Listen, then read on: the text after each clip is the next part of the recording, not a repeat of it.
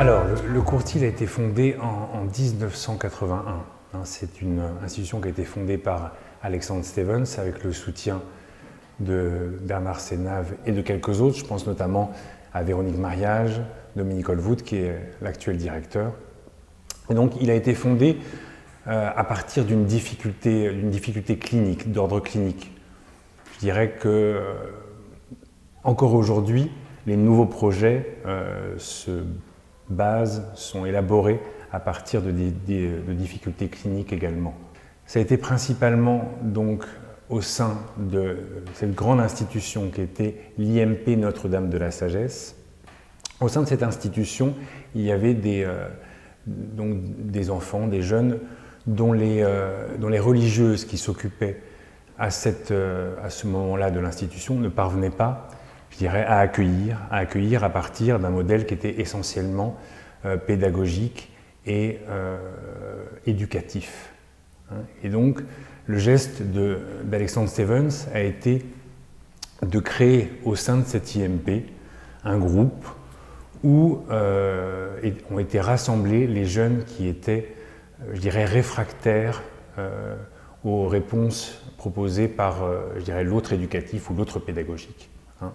Donc ça a été ce premier mouvement qui a été d'accueillir au sein d'un groupe qu'il a nommé donc le Courtil, ces quelques jeunes qui résistaient à ce discours essentiellement pédagogique et éducatif. Pour les accueillir, il a proposé que ces jeunes-là soient accompagnés d'intervenants et non plus d'éducateurs. Alors, qu'est-ce que c'est un petit peu ce terme d'intervenant? C'était principalement des personnes qui venaient non pas au nom d'un diplôme,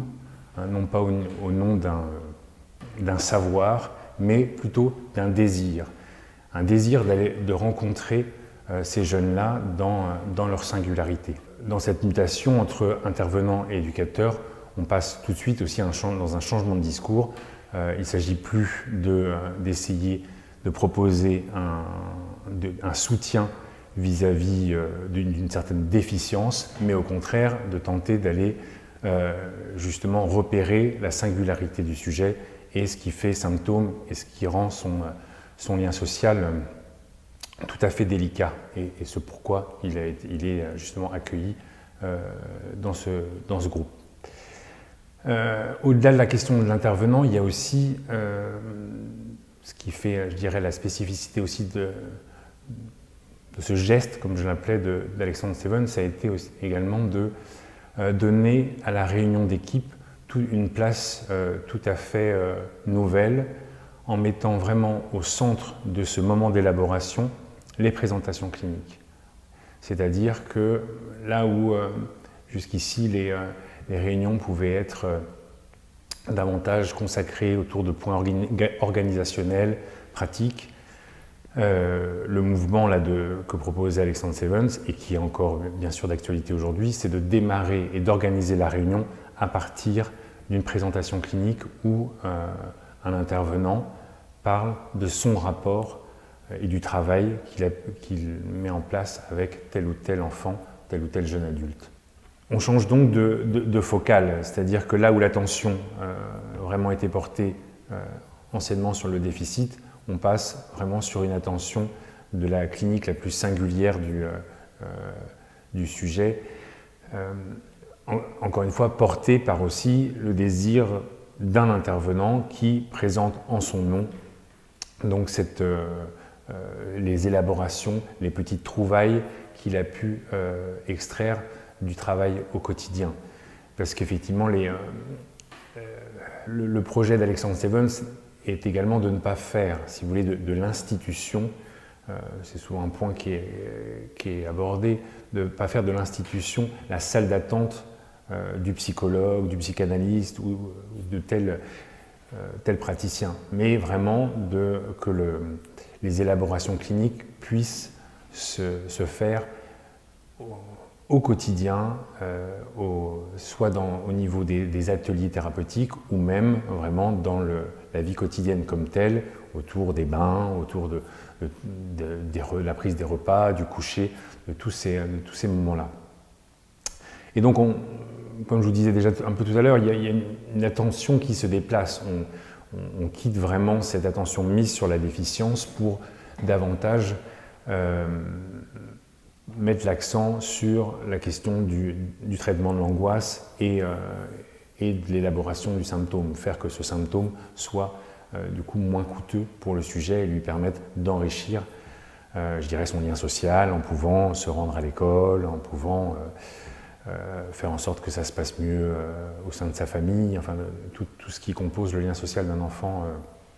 habituellement. Et donc du coup, je dirais que ce changement de focale entre plutôt ce qui est une attention portée sur la déficience, hein, où on répondait en termes de projets, d'objectifs, telle compétence qui devait être acquis à tel âge par exemple, par des professionnels, a amené en fait un changement en termes de l'organisation du parcours. On l'appelle parcours personnalisé d'accompagnement, c'est-à-dire un changement d'organisation concernant ce qui va faire, je dirais, la trame de l'accompagnement et de l'accueil du jeune au courtil. Et donc dans votre question, il y avait justement ce point sur l'évaluation. Hein. On a dû batailler et on bataille encore pour faire valoir qu'on travaille à partir d'un parcours personnalisé d'accompagnement, c'est-à-dire un parcours qui n'a pas d'objectif, je dirais, objectivable,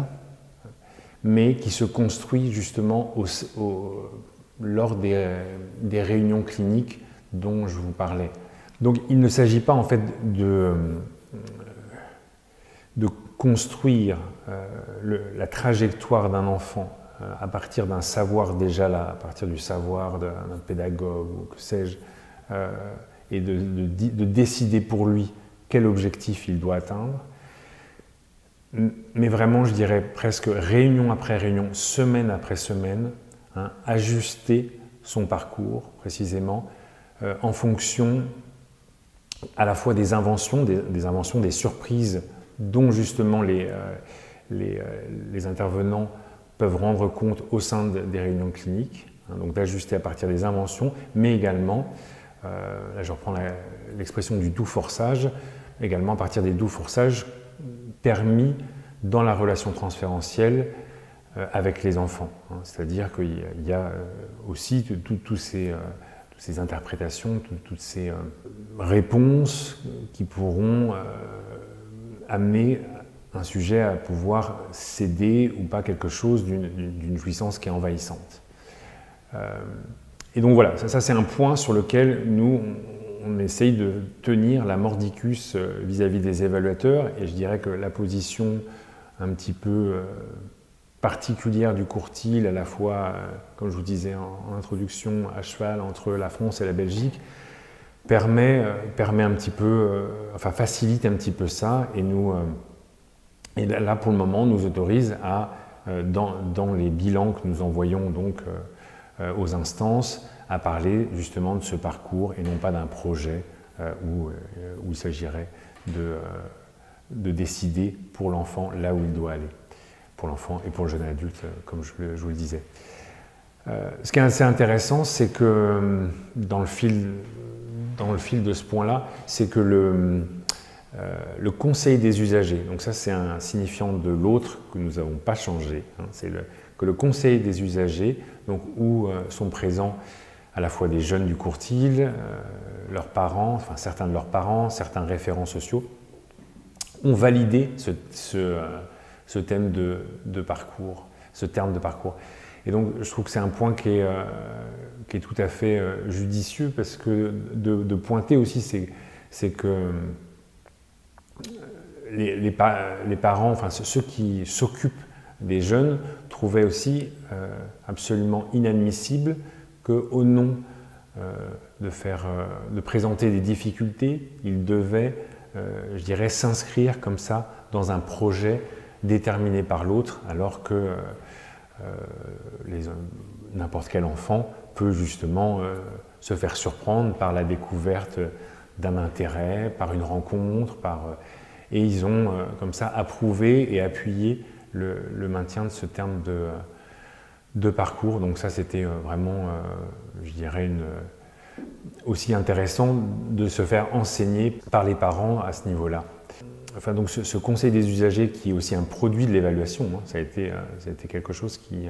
comme je vous ai dit, on n'a pas changé le terme, donc c'est vraiment un signifiant de l'autre, c'est l'autre qui s'est un peu immiscé dans le fonctionnement institutionnel au fil des différentes lois. Mais c'est un conseil des usagers, je trouve, qui permet aussi de montrer comment un produit de l'évaluation peut être un peu, je dirais, tordu ou en tout cas un peu subverti, justement par à la fois donc des cliniciens qui l'animent, les parents qui sont là et qui répondent, et ça permet de pouvoir interroger des questions en prenant toujours justement un peu comme ce que je vous disais de la logique des réunions où on part de la clinique. À nouveau, c'est de partir vraiment de cas concrets, de ne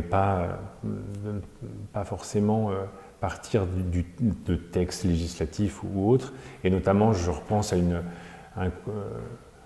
un retour que ma collègue faisait sur le conseil des usagers, là, qui était tout à fait pertinent, enfin, que j'ai trouvé tout à fait intéressant, qui parlait de la transparence des informations, hein, de la circulation des informations entre ce qui se passe au courtil pour les enfants, ce qu'ils doivent transmettre, ce que l'on doit plutôt transmettre au niveau des familles, et donc la question, est-ce que tout doit être dit, est-ce qu'il faut un carnet, est-ce qu'il faut... et de pouvoir justement penser ces choses-là avec des cliniciens, en donnant des exemples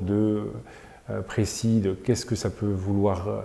qu'est-ce que ça va provoquer que telle information circule pour tel jeune, même certains parents qui étaient, si vous voulez, plutôt partants pour qu'on soit dans une transparence absolue avec pratiquement le menu développé chaque jour sur un petit carnet, sont venus un peu je dirais, à nuancer, hein,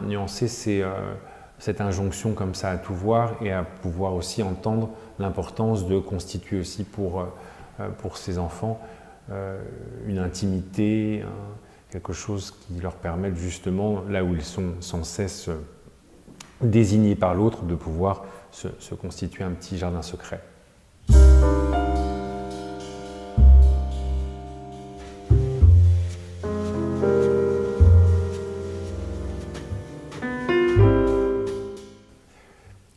Le courtil a été précisément pensé pour des jeunes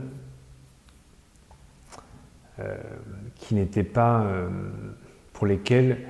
je dirais, le discours du maître ou un discours pédagogique ne permettait précisément pas de réfréner, d'écorner quelque chose d'une jouissance en trop. Les jeunes que nous accueillons sont très peu sensibles aux contrats, aux différentes punitions pour permettre de limiter ce qui les envahit. Le contrat, la punition nécessite que le sujet y croit. Le sujet croit qu'il faut perdre quelque chose pour gagner ensuite. Or les jeunes, l'immense majorité des jeunes que nous accueillons n'ont pas cette croyance-là. En tout cas, ne la mettent pas dans le lien à l'autre. Et donc, il a fallu, pour nous, trouver d'autres modalités pour, comme vous dites dans votre question, pour réfréner la jouissance, d'autres modalités.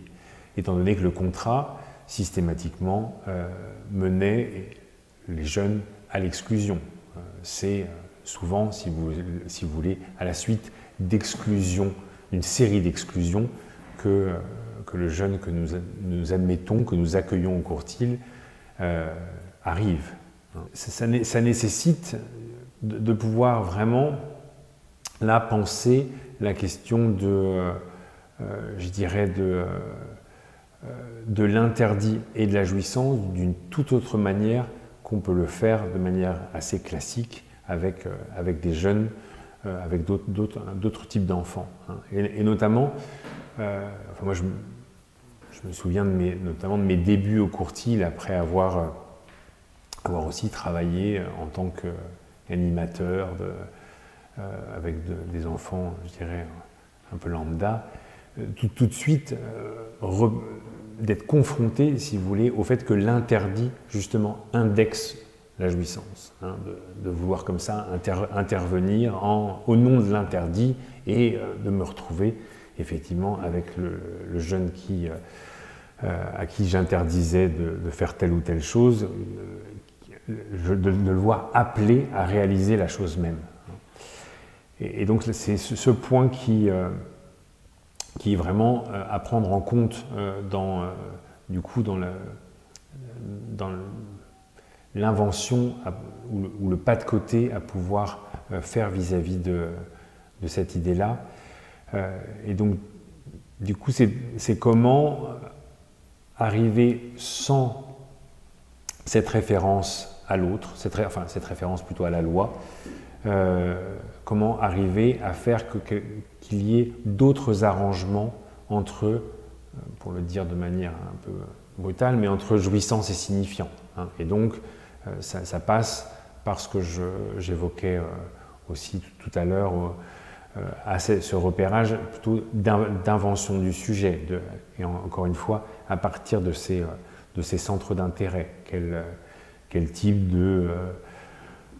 lien avec une pratique de bricolage, de dessin, peut venir justement nouer quelque chose d'une excitation libidinale comme ça trop importante, plutôt que le « non, tu ne fais pas ça »,« non, ça c'est pas possible ». Enfin, plutôt que ce message un peu, je dirais, autoritaire, de maîtrise de l'autre. Et donc c'est aussi comment pouvoir justement se placer également aux côtés du sujet, et non pas contre le sujet, aux côtés de ses difficultés, des apories qu'il rencontre. On peut donc du coup faire vraiment une distinction, ça a été l'objet notamment d'un numéro de notre revue Courtille en ligne, hein, entre le cadre et le bord. Hein, c'est-à-dire que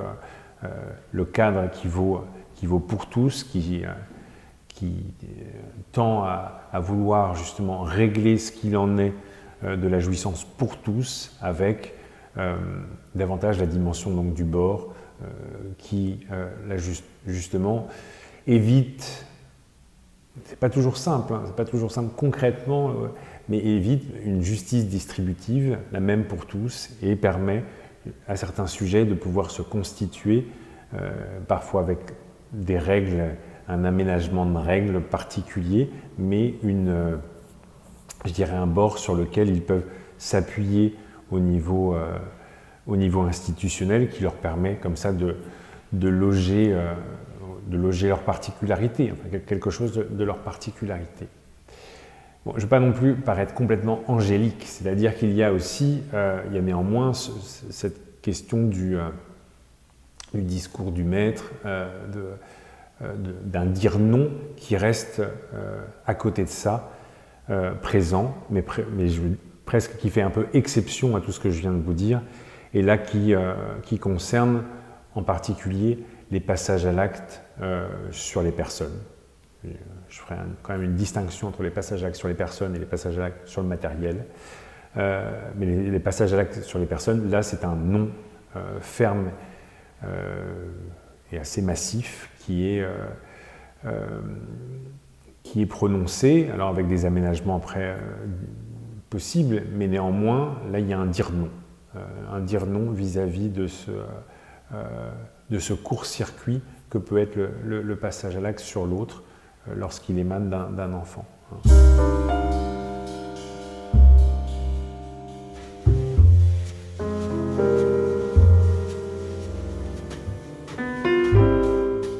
Concernant cette question de l'incarnation de l'autorité, ce qui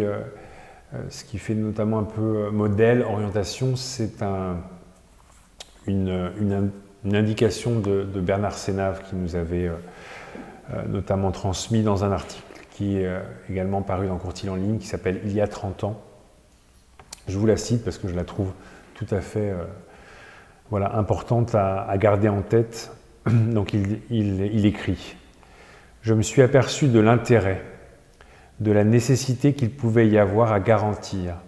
à assurer au niveau institutionnel un espace d'invention pour que chacun soit amené à inventer son nom du père. Inventer une institution, dit-il, sans Oedipe. » Voilà, c'est un point, je trouve, qui indique bien les coordonnées de la responsabilité, je dirais, en tant que directeur par rapport à une institution orientée par la psychanalyse. Alors, commençons par la pratique à plusieurs qui, sans être une méthode, propose néanmoins des orientations pour, je dirais, répondre, intervenir auprès des sujets souvent psychotiques que nous accueillons et pour lesquels la dimension du transfert rime souvent avec la persécution et l'érotomanie. Et donc, c'est vraiment un point que j'aborde presque quotidiennement, notamment en supervision. Le Courtile accueille beaucoup de stagiaires et c'est vrai que c'est un point qui est régulièrement abordé avec les stagiaires pour pouvoir se positionner dans le transfert avec des sujets pour qui, justement, cette question de la supposition de savoir, du manque, ces questions-là ne sont pas forcément aisées et qui ont très vite l'idée que ça parle sur eux. Et donc, comment pouvoir, justement, un peu écorner ça parle en pouvant précisément s'aider du plusieurs.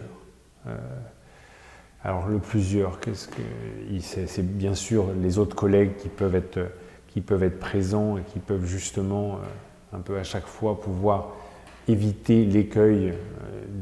d'un lien imaginaire trop délicat ou trop important, où le sujet a vraiment l'idée qu'on en veut à son être. Mais c'est aussi le plusieurs qu'on peut incarner presque seul, l'adresse, je dirais, à l'institution, l'adresse à la réunion d'équipe également, dont je parlais tout à l'heure, en tant que nos interventions, nos manières de répondre sont eux-mêmes, dépendent eux-mêmes du plusieurs, d'un autre qui vient régler précisément nos manières de répondre. Et ça, c'est un point qui est tout à fait important pour justement limiter l'interprétation que le jeune aura d'un éventuel caprice de notre côté. Et donc,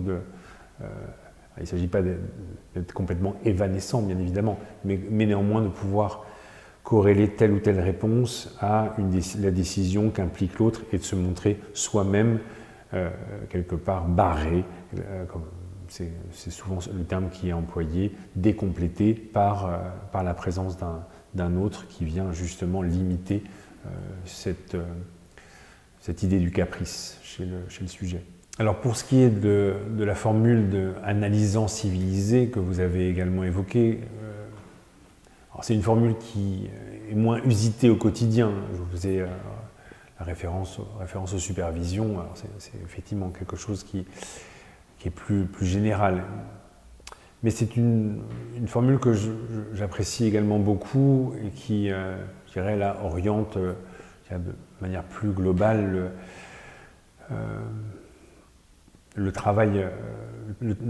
notre travail au Courtile. C'est-à-dire que, pourquoi j'apprécie cette formule, c'est parce que moi j'y mets une certaine forme d'humilité dans ce terme. C'est tout à fait autre chose que justement de se réclamer d'un diplôme, comme je vous disais lors de un peu l'introduction. Mais c'est plutôt de se réclamer de pas grand-chose, en fait, de se réclamer de ce qu'on rencontre nous-mêmes en tant qu'analysant, c'est-à-dire en particulier un petit savoir, un petit regard sur son fantasme, hein, qui doit permettre en tout cas de limiter des interventions au nom des bonnes intentions ou au nom de leur envers. De ces investissements un peu imaginaires qui peuvent mettre des biais dans l'accompagnement, vouloir sauver l'autre, enfin tout ce qu'on sait un petit peu sur cette dimension-là. Et puis peut-être un point qui rejoint justement cette question qu'on pourrait mettre en tension avec la dimension du parcours qu'on évoquait tout à l'heure, c'est-à-dire que en tant qu'analysant, on peut repérer que le savoir ne se trouve finalement pas dans la personne d'un analyste ou d'un expert, mais dans son propre symptôme. Et ce point me semble aussi, je dirais, mettre en valeur et donner je dirais, un empan à cette dimension du parcours basé précisément sur ce fil tissé par le symptôme de l'enfant qui constitue finalement le vrai savoir sur lequel on peut orienter notre pratique. Vraiment les méandres et les manières de rectifier ou d'apaiser telle ou telle manifestation symptomatique. Un dernier point peut-être par rapport à cette question de l'analysant civilisé, c'est deux derniers points. C'est le fait que dans l'analyse, lorsqu'elle est, je dirais, menée assez loin, on se confronte également à l'impossible. Et ça, c'est un point sur lequel je trouve qu'il s'agit d'être tout à fait attentif, étant donné que justement dans notre pratique, d'être trop, je dirais, pris par cette question du progrès, de la réussite, du succès thérapeutique, on peut nous mettre vraiment en difficulté. Et que ce rapport justement à l'impossible comme analysant peut éviter ces impasses autour de la question du progrès thérapeutique, du succès. Alors là, je vous ai beaucoup parlé d'analysant, peut-être le terme aussi civilisé. Civilisé, on peut... moi, j'entendais toujours aussi la question de la retenue. Enfin, ça pouvait aussi aller avec l'humilité, la question de la retenue. Comment on peut aussi se retenir de trop intervenir, d'en dire trop. Et je trouve, moi, en tout cas au fil de mon parcours, cette retenue est peut-être une retenue par rapport à la question justement du sens. Hein. C'est de vouloir que le sujet en dise trop, de trop en dire, de trop rajouter du sens, interpréter, et qu'il y avait été un peu civilisé par rapport au sens. Ça me semble être effectivement un point qui est tout à fait important et qui rejoint un autre concept que vous auriez pu aussi évoquer, c'est la question du hors-sens, qui est effectivement le fait que avec les jeunes qu'on accueille au Courtile, on n'est absolument pas dans une interprétation du sens oedipien de leur création, ou que sais-je, mais au contraire, viser une épure du sens qui justement peut limiter cette question du « ça parle », précisément qu'on évoquait autour de la pratique à plusieurs.